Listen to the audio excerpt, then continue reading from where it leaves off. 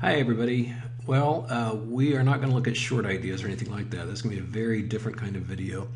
I'm here to talk about the introduction of a totally new product on Slope of Hope. And I've hinted at this already. I've talked a little tiny bit about it, but this video should be a pretty decent introduction to what is very much version 0.1 of this. Call it an alpha version if you like. Don't worry, it's not dangerous. It's not going to erase your hard drive or destroy your watch list or anything like that. But I must be emphatic that this is the first step in a 1,000-step journey. And so it's sort of like, hey, we've invented the first word processor. It doesn't print or save, but there's still some cool stuff you could check out. So take it in that light. And, I could wait to talk about this until it's more baked, but I'd rather talk about it as a half-baked and have you get a taste of it. So it's called SlopeRules. And to date, Slope of Hope began as a blog where it was about articles and comments. And then it expanded into charting. And then it expanded into all kinds of other trading tools like Slope Matrix. But this is new. This is something we've never done, anything like it. Something I've never done personally in any role in any other company. But this is either going to be, it could range from a nice new addition to the site all the way up to, a year from now, it may be what the site is mostly about. Who knows? So this is a taste of what could be a fairly big deal in the future. So SlopeRules. Let me just show you how it works. In Slope Charts, you go up to Tools, and there's SlopeRules. And you're presented with a dialog box. Now, at the risk of sounding like I'm making an excuse at every corner, I just want to emphasize the interface I have for this ultimately is not like this. This is a very simple, bare-bones, vanilla interface. I have big dreams about what this will ultimately look like, but again, 0.1, and that's probably a generous version number. So let's create an extraordinarily simple rule set for long positions. So I'll just call this video long test, for lack of a better term. Now, even though I'm not, every time I use this product, I think about 5 new ideas, but I want to say one thing very clearly now.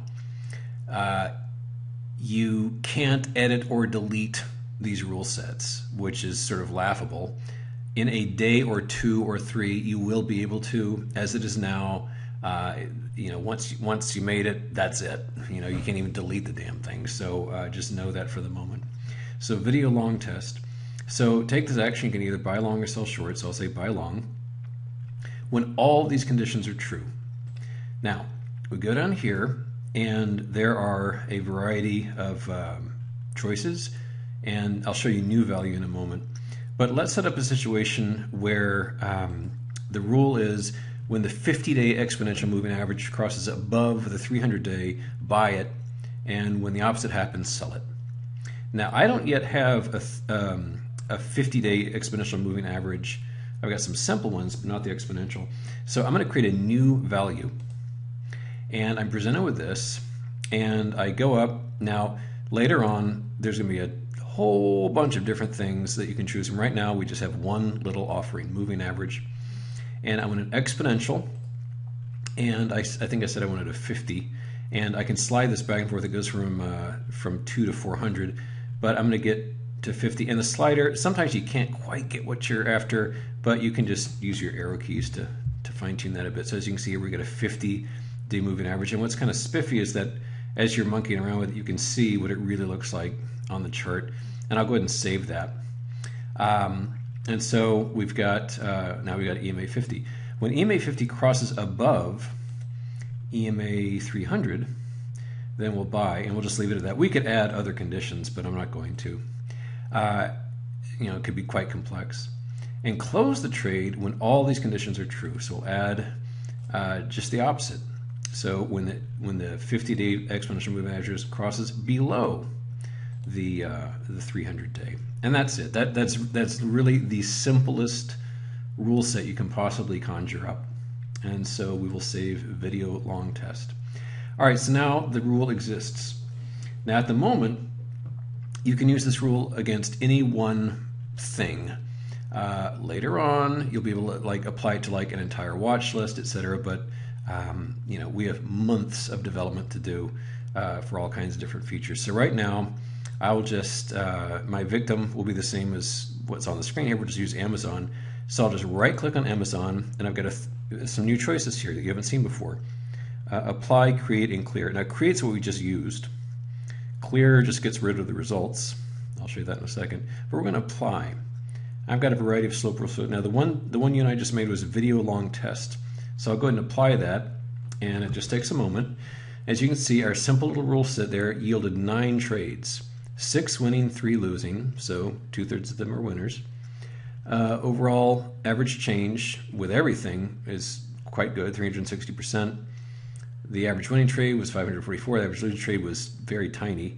And then it shows trade by trade what they were and how much they made. And of course, the biggie was from mid-97 to when the internet bubble burst, 2,500%.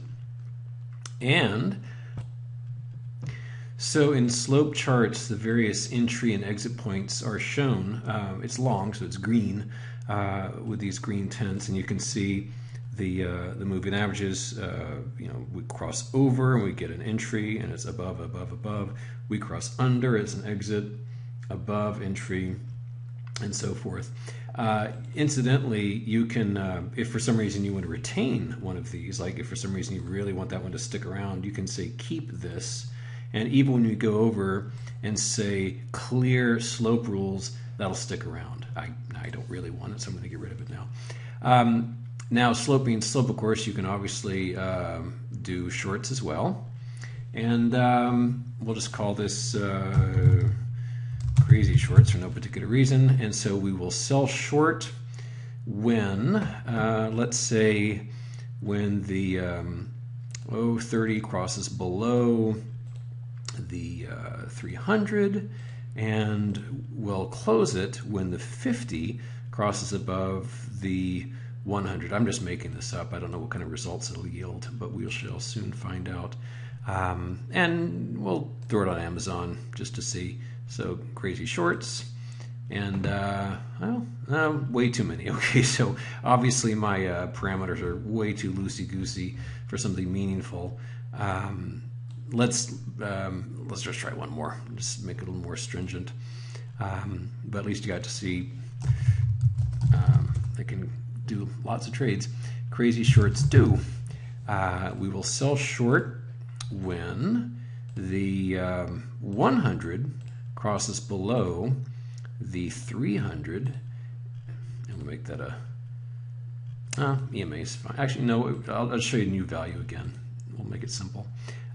Moving average, simple, and 300, like so, like that. So there's our simple 300, and then close it when the 100 crosses above the 300. Let's see if that does us any better. We'll try it again. Apply slope rules, crazy shorts 2, and that's a lot more sensible. But Amazon being Amazon, shorting Amazon doesn't work out so great. Only 1/3 of them were winners, and overall that was a losing idea. But you can see here the individual short areas.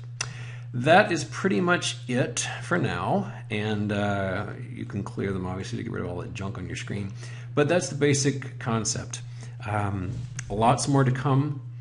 Lots more to come, and but I just want to give you a little taste of what we've been thinking about for a while and our first stab at it. So I hope you enjoy it. Look forward to hearing what you have to say.